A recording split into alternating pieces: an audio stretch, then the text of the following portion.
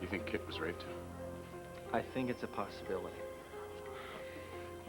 Jake, she didn't have any bruises, you said, and the clothes weren't torn? No, Edmund, I hope I'm wrong. First thing I want to do is a blood workup to determine if alcohol is a factor. What I see, she's suffering from shock right now. She's exhibiting symptoms that are compatible with somebody that's been sexually assaulted. If she can't tell us what happened to her in that parking lot, I think the rape kit will. It's too much, she said, to deal with this on top of everything else.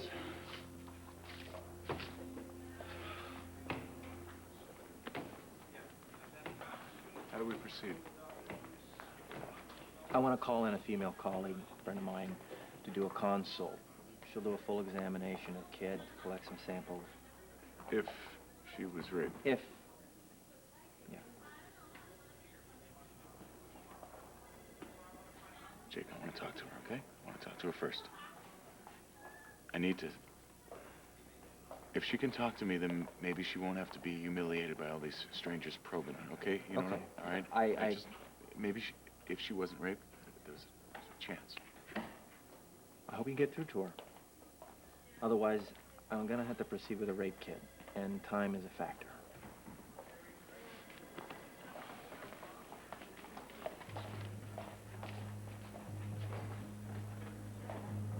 Don't you get it yet? Maria's the saint, not me. So why don't you just cut me a break and go on home? Go home and mourn your dead wife.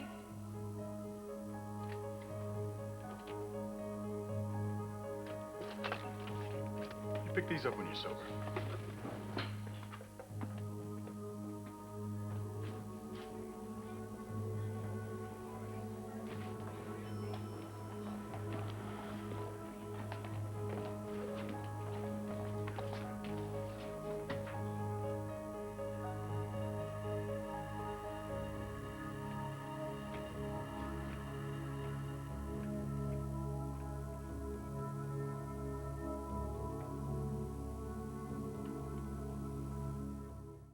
Fisher, the sooner we get your statement, the sooner we can get the guy that did this to you.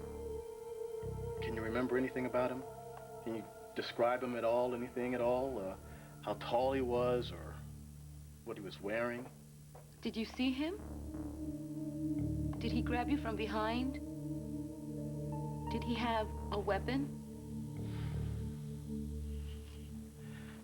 Miss Fisher, I wish we could wait on this, but it's important that we get as many details as we can, so, I mean, well, it's still fresh in your mind.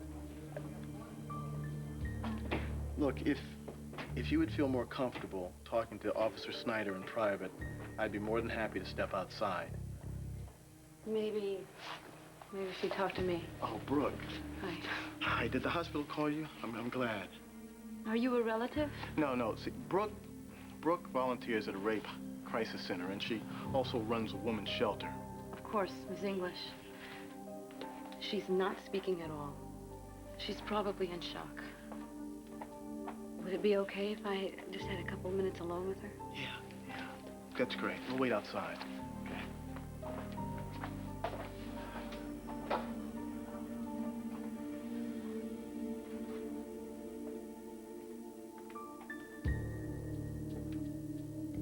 Hi, Kit.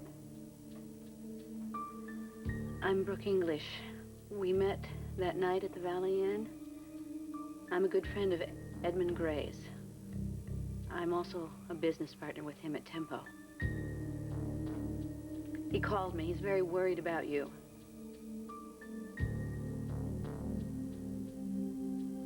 I'm so sorry this happened to you. I know how difficult it is to talk about it. I work with rape victims at a crisis center from time to time. I know right now that you feel very violated and humiliated. Maybe you even feel numb, and that won't last forever. I mean, you will start to feel again, but it is an experience that you have to live with. And you can do it, kid. I know this absolutely. And it's not only because I've talked to dozens and dozens of women. It's because I was raped once, too.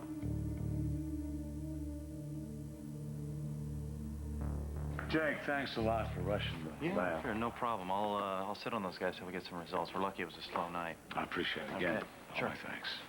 Oh, Jack. Yeah. You might want to just sit down and take it easy for a couple of minutes. That's okay. I've stood through worse. See ya.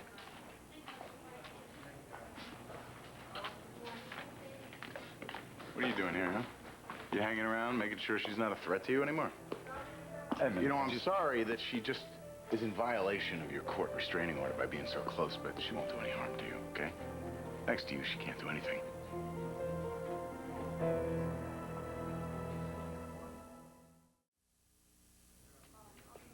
To sort of distract her from looking for her brother. you can't really believe that I would wish this on anybody. And I will find who did this to her. Yeah, it's a little too late, Jack, you know? This whole thing could have been prevented if you had taken that damn DNA test.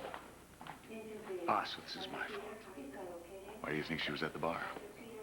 She was knocked down so hard by you that she just couldn't get up. That's why she tried to obliterate her pain, you know? She had no business being in a dive like that, and you know it. And how are you privy to this, Edmund? Because I was there Ah, for a while. I tried to get her to stop drinking, and I couldn't, so I took her keys. and then you left her there. Walked out on her.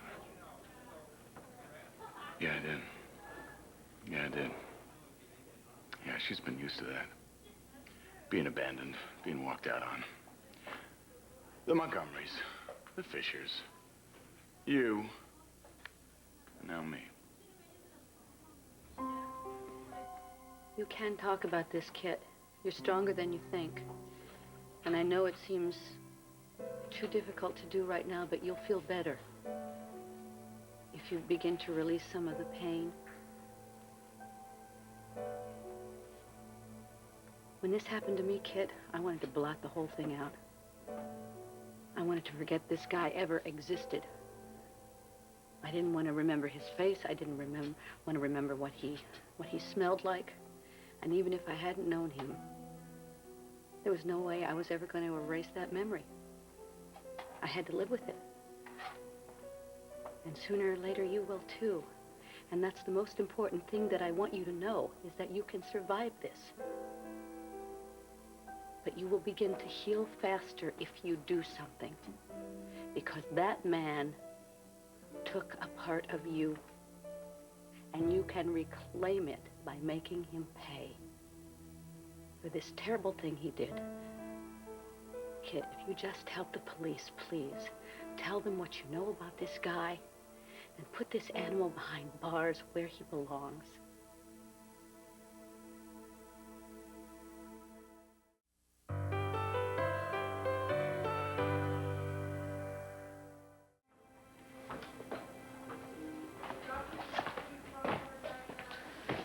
No luck?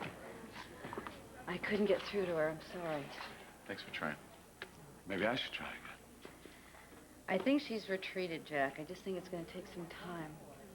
You know, patience and understanding for her to come out, for her to let anybody in right now. Okay, I'll wait till she's ready. Yeah. That's a good idea. Excuse me.